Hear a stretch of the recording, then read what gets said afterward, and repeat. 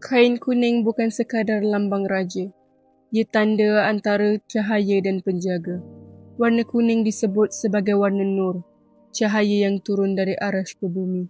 Dari zaman raja-raja lama, kain kuning jadi tanda daulat, bukan kebesaran tetapi amanah.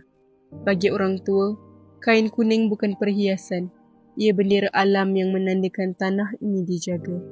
Kain kuning di bawah pelita, tanda rumah masih berzikir. Pelita cahaya nur, kain kuning penutup rahsia.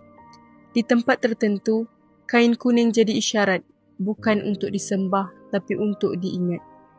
Dalam ilmu makrifat, kuning ialah hijab antara nur dan mata.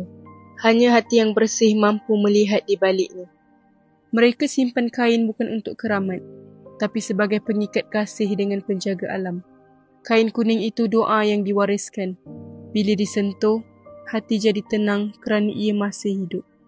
Antara langit dan bumi, ada bahasa yang hanya difahami oleh jiwa yang ingat asalnya.